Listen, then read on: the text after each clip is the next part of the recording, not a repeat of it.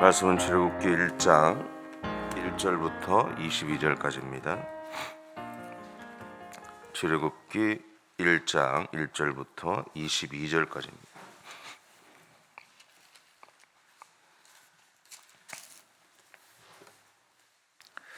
제가 읽는 성경으로는 82페이지에 있습니다. 출애굽기 1장 1절부터 22절까지입니다. 우리 함께 봉독하겠습니다. 야곱과 함께 각각 자기 가족을 데리고 애굽에 이른 이스라엘 아들들의 이름은 이러하니 르우벤과 시므온과 레위와 유다와 이사갈과 스불론과 베냐민과 단과 납달리와 gad과 아셀이요 야곱의 허리에서 나온 사람이 모두 70이요 요셉은 애굽에 있었더라. 요셉과 그의 모든 형제와 그 시대의 사람은 다 죽었고 이스라엘 자손은 생육하고 불어나 번성하고 매우 강하여 온 땅에 가득하게 되었더라. 요셉을 알지 못하는 새 왕이 일어나 애굽을 다스리더니 그가 그 백성에게 이르되 이 백성 이스라엘 자손이 우리보다 많고 강하도다. 자, 우리가 그들에게 대하여 지혜롭게 하자.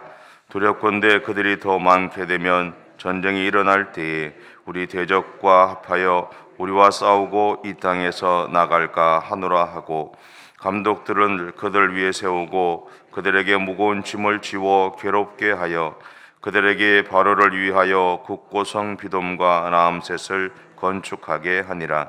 그러나 학대를 받을수록 더욱 번성하여 퍼져 나가니 애굽 사람이 이스라엘 자손으로 말미암아 근심하여 이스라엘 자손에게 일을 엄하게 시켜 어려운 노동으로 그들의 생활을 괴롭게 하니 곧 흙 이기기와 벽돌 굽기와 농사의 여러 가지 일이라. 그 시키는 일이 모두 엄하였더라. 애굽 왕이 히브리 산파 시프라라는 사람과 부하라 하는 사람에게 말하여 이르되 너희는 히브리 여인을 위하여 해산을 도울 때에 그 자리를 살펴서 아들이거든 그를 죽이고 딸이거든 살려두라. 그러나 산파들이 하나님을 두려워하여 애굽 왕의 명령을 어기고 남자 아기들을 살린지라. 애굽 왕이 산파를 불러 그들에게 이르되 너희가 어찌하여 이같이 남자 아기들을 살렸느냐. 산파가 바로에게 대답하되 히브리 여인은 애굽 여인과 같지 아니하고 건장하여 산파가 그들에게 이르기 전에 해산하였더이다 하매 하나님이 그 산파들에게 은혜를 베푸시니 그 백성은 번성하고 매우 강해지니라.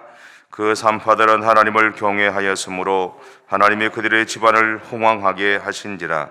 그러므로 바로가 그의 모든 백성에게 명령하여 이르되 아들이 태어나거든 너희는 그를 나일강에 던지고 딸이거든 살려두라 하였더라. 아멘. 출애굽기는 히브리어로 된 성경에 보면 그리고라는 단어로 시작을 합니다. 무슨 말이냐면 1절에 보면 이제 야곱과 함께 이렇게 돼 있잖아요. 그 앞에 그리고 야곱과 함께 각각 자기 가족을 데리고 이렇게 표현이 된다라는 거죠. 출애굽기는 그래서 창세기와 연결해서 이해해야 제대로 볼 수 있습니다. 그 출애굽기는 세상을 창조하신 하나님이 인간의 불순종으로 그 창조의 세상이 혼탁해진 것을 해결하기 위해서 아브라함을 부르시고 또 그의 후손을 통해 세상을 회복시키고자 하신 하나님의 일하심이 시작되었음을 이제 알리는 책입니다. 같은 맥락에서 레위기나 그리고 민수기, 신명기도 이제 보아야 하죠. 특히 출애굽기는 창세기 15장에서 아브라함과의 계약을 맺으시면서 말씀하신 대로 아브라함의 자손들이 타국에서 노예로 살다가 다시 약속의 땅으로 돌아올 것이라는 그 약속을 근거로 하고 있습니다.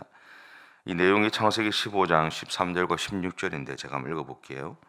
여호와께서 아브라함에게 이르시되 너는 반드시 알라 내 자손이 이방에서 객이 되어 그들을 섬기겠고 그들을 400년 동안 내 자손을 괴롭히리니 내 자손은 4대 만에 이 땅에 돌아오리니 이는 아모리 족속의 죄악이 아직 가득 차지 아니함이니라 하시더라. 결국 출애굽기는 하나님이 아브라함에게 하신 약속을 그의 후손들을 통해서 역사 안에서 이루어가고 있는 내용들입니다. 동시에 하나님의 백성을 거룩하게 하고 또 구별된 삶을 살게 함으로써 하나님을 예배하도록 인도하시는 내용이기도 하죠. 그래서 출애굽기에는 세 가지 주제가 있습니다. 첫째는 우리를 위한 구원을 이루어 가시는 하나님의 계획이 있고요. 두 번째는 우리에게 구별된 삶을 살게 하시기 위한 하나님의 인도하심이 있습니다. 셋째는 하나님이 우리에게 예배하는 삶을 가르치고자 하는 내용이 있습니다.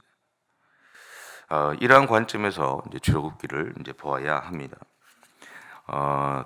본문 2절부터 4절에 보시면 이런 이야기가 있습니다. 그 1절에 보시면 이스라엘 아들들의 이름은 이러하니라고 하면서 이 아들들의 이름의 순서가 이렇게 쭉 나오는데요. 2절부터 4절까지 다시 한번 읽어볼까요? 잠깐만 읽겠습니다. 시작. 르우벤과 시몬과 레위와 유다와 이사갈과 스불론과 베냐민과 단과 납달리와 gad과 아셀이요. 근데 여기 보시면 르우벤과 시몬과 레위와 유다와라고 하는 이 네 명의 아들들은 야곱의 이 첫 번째 아내였던 레아의 후손들이고요. 그 다음에 이사갈과 스불론과 베냐민은 라헬의 후손입니다. 그런데 원래 이 라헬의 후손은 요셉과 이 베냐민이죠, 그죠? 근데 이 하나님이 요셉 대신에 요셉의 두 아들인 이사갈과 스불론을 거기에 넣으신 거예요. 그러니까 요셉이 받았던 축복은 이제 그런 거죠. 자지언더들 두 아들이 이스라엘 12지파에 포함되는 겁니다. 그래서 이사갈과 스불론이라고 하는 두 명의 요셉의 아들들이 베냐민과 함께 라헬의 후손으로 들어옵니다. 그 다음과 단과 납달리는 라헬의 시녀였던 빌하의 후손들이고요. 그리고 gad과 아셀은 이 레아의 시녀였던 실바의 후손들입니다. 창세기에서는 야곱의 자녀들이 이름들이 나이 순으로 이렇게 기록되어 있어요. 근데 본문에서는 이게 모친에 따라서 이렇게 모친별로 이름이 기록되어 있죠. 근데 왜 그러냐 하면 합법적인 아내라고 하는 레아와 라헬의 아들들을 먼저 기록하고 그 다음에 소위 말하는 첩의 아들들을 기록하고 있어요. 이렇게 한 이유 중에 하나는 합법적으로 결혼한 자녀들을 더욱 존중히 여기는 이스라엘의 관습 때문이기도 하다고 합니다. 근데 왜 하나님이 이렇게 구별해서 기록해 뒀는지에 대해서는 사실은 정확히 잘 모르겠어요. 근데 차이가 조금 있다는 것 정도, 창세기에서 나오는 내용과 이 출애굽기에서 이야기하고자 하는 내용이 조금은 다르다라는 것을 일단 먼저 여러분 안에서 인지를 좀 해주시면 좋을 것 같아요. 우리가 본문을 통해서 한 가지 더 주목할 것은요, 15절 이하에서 애굽 왕이 히브리 산파들에게 아들은 죽이고 딸은 살리라고 명령한 부분입니다. 그 이유는 10절에서 이제 정언한 것처럼 이스라엘 백성들의 숫자가 많아지면서 애굽 왕과 백성들에게 위협이 되었기 때문입니다. 그래서 애굽 왕은 이스라엘 백성들의 숫자를 조절하고자 했던 겁니다. 그러니까 위협이 되지 않는 숫자 정도로 만들고자 했죠. 그런데 하나님이 그것을 용납하지 않으셨다라는 겁니다. 분명한 것은 우리의 인생에서 일어나는 모든 일은 전적으로 하나님의 손에 달려 있습니다. 우리가 아무리 계획을 세워도 그 일을 행하시는 분은 누구라고요? 하나님이라고 그러잖아요. 이렇게 애굽 왕에 의해서 이 이스라엘 백성들을 향한 학살 계획이 세워지는 것을 보면서 한 사건이 떠올랐어요. 그것은 독일에 의해서 600만 명의 유대인들이 죽임을 당한 사건이었습니다. 근데 그들은 자신들을 철저히 무너뜨리려는 그 현실 속에서 그들은 사실은 살아남았어요. 그리고 지금도 중동에는 그 자기들이 이야기하는 이스라엘 땅에서 여전히 생존해 있죠. 전쟁을 치르면서 수많은 압박을 받으면서도 그 작은 땅덩어리를 지키기 위해서 그들이 지켜나가고 있는 모습을 봅니다. 마찬가지로 성경은 이스라엘 백성들이 다양한 민족적 이 대학 살해 위기를 겪고 왔음에도 불구하고 역사 속에서 여전히 살아남아 있음을 이야기를 합니다. 이런 모습에서 발견되는 이 하나님의 계획은 예수 그리스도를 이 땅에 보내셔서 하나님과 오늘 나와의 관계를 회복하시는 것이다라는 겁니다. 근데 사단이 이것을 방해하고자 하죠. 하지만 그 계획과, 그러니까 사단의 계획과 방법은 모두 실패합니다.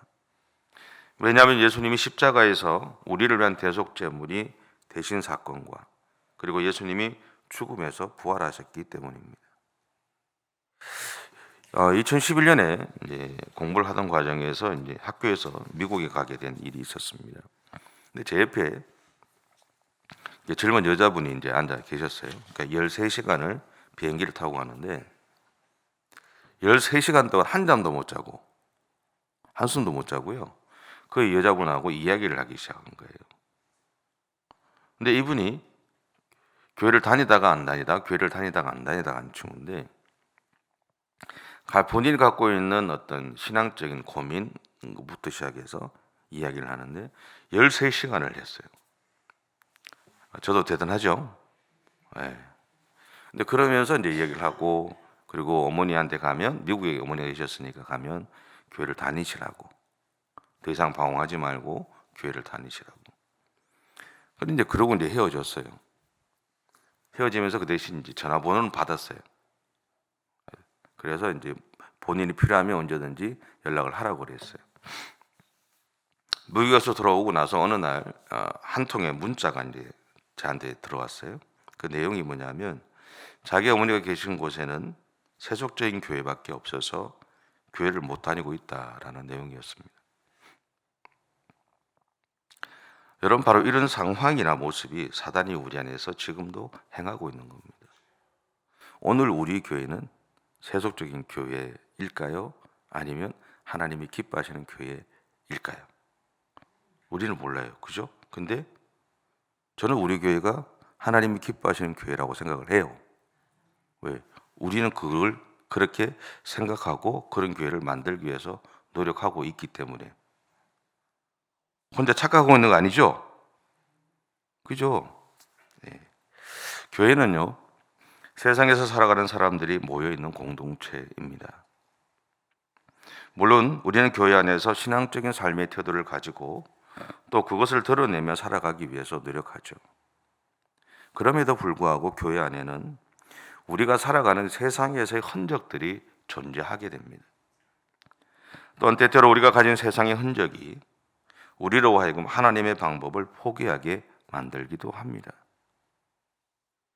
그러나 하나님이 우리에게 바라시는 것은 우리가 교회 공동체 안에서 하나님의 문화를 세워가는 겁니다. 다르게 표현하면 하나님의 뜻을 이루어가는 거죠. 하나님이 원하시는 교회 모습을 만들기 위해서 노력해 가는 겁니다. 오늘 우리가 하나님의 백성으로 살아가는 것. 그래서 이 땅을 향한 하나님의 일하심에 우리가 동참해 가기를 원하신다라는 거죠.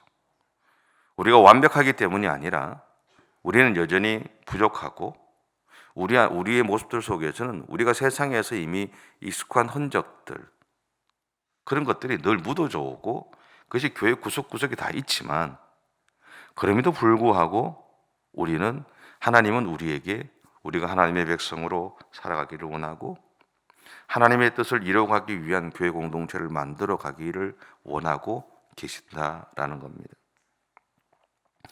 여러분, 오늘 세상에서 살아가는 우리의 삶은요, 그래서 하나님의 일하심에 우리가 참여하는 것과 같습니다. 그냥 단순하게 세상에서 나에게 주는 삶을 살아가는 것이 아니라 그렇게 살아가는 것은 여전히 부족하고 아쉬움도 남을지 모르지만 그렇게 살아가는 그 삶이 사실은 세상을 향한 하나님의 일하심에 우리가 동참해가는 과정이다라는 겁니다. 그렇기 때문에 여러분 안에 내가 오늘도 하나님께서 나에게 맡겨준 사명을 감당하고 살아가고 있구나. 근데 그 길을 갈 때 하나님이 우리를 혼자 가게 하지 않으세요. 같이 가세요. 왜냐하면 우리는 하나님이 은혜를 부어주시지 않으면 한순간도 하나님의 사람으로 살아갈 수 없는 연약한 존재이기 때문입니다. 여러분, 우리는 믿음을 이야기하지만 그 믿음이, 우리가 가진 믿음이 얼마나 약한지 아시죠? 정말 약하거든요. 그래서 하나님은 끊임없이 우리 안에 내재하신 성령께서 우리로 하여금 우리가 갖고 있는 그 믿음을 지켜가고 그 믿음의 삶을 살아갈 수 있도록 도우고 계신다라는 사실들을 기억하십시오. 그리고 이 일을 행하기 위해서 오늘 우리에게 일어나는 모든 것이 하나님의 손에 있다는 것을 인정하시고 하나님의 일하심을 기대하고 그렇게 믿음의 삶을 살아가시는 저와 여러분의 삶이 되시기 바랍니다. 기도하겠습니다. 사랑의 주님,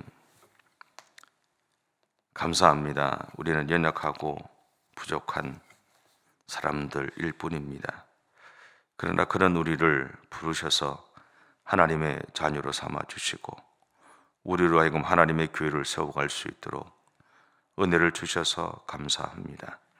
여전히 부족하고 여전히 아쉬움이 많은 것이 우리들의 모습이지만 그럼에도 불구하고 오늘도 나에게 은혜를 부어주신 하나님의 은혜를 기억하고 그분의 능력을 신뢰하면서 오늘도 믿음의 길을 달려가고자 합니다. 주님, 우리의 삶의 현장에 우리와 함께해 주옵소서. 세상을 향한 하나님의 일하심에 그래서 오늘도 우리가 동참하며 그렇게 하나님의 영광을 드러내는 삶을 살아가는 우리 모두의 생애가 되어줄 수 있도록 하나님 인도해 주옵소서. 오늘도 주님, 우리에게 일어나는 모든 일들이 하나님의 손에 있음을 믿습니다. 하나님이 친히 그 모든 일들을 행해 주실 것을 믿고 그것을 통해 하나님의 선한 일들이 이루어지게 해 주실 것을 믿습니다. 그 하나님을 온전히 신뢰하며 오늘 또 믿음의 삶을 살아가는 우리 모두의 생애가 되어줄 수 있도록 하나님 인도해 주시옵소서. 감사드리며 예수님의 이름으로 기도드립니다. 아멘. 하늘에 계신 우리 아버지의 이름을 거룩하게 하시며 아버지의 나라가 오게 하시며 아버지의 뜻이 하늘에서와 같이 땅에서도 이루어지게 하소서. 오늘 우리에게 일용할 양식을 주시고 우리가 우리에게 잘못한 사람을 용서하여 준 것 같이 우리 죄를 용서하여 주시고 우리를 시험에 빠지지 않게 하시고 악에서 구하소서. 나라와 권능과 영광이 영원히 아버지의 것입니다. 아멘.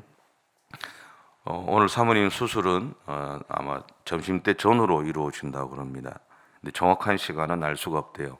앞에서 수술하시는 분들에 따라서 시간이 조금 변동이 된다고 그러니까 여러분 꼭 기억하시고 기도해 주시면 좋겠고요. 어차피 오늘은 수술하는 분이 먼저인 것 같아요, 그죠? 그리고 뭐 이렇게 구별할 수는 없지만 저는 그렇게 생각하거든요. 어쨌든 하나님이 세우신 담임 목사님의 영성이나 어떤 삶의 마음이나 이런 것들이 우리 교회를 전체를 다 할 수밖에 없고 우리는 그것을 넘어설 수 없다고 저는 그렇게 배워왔고 그렇게 알고 있습니다. 그래서 가장 중요한 부분입니다.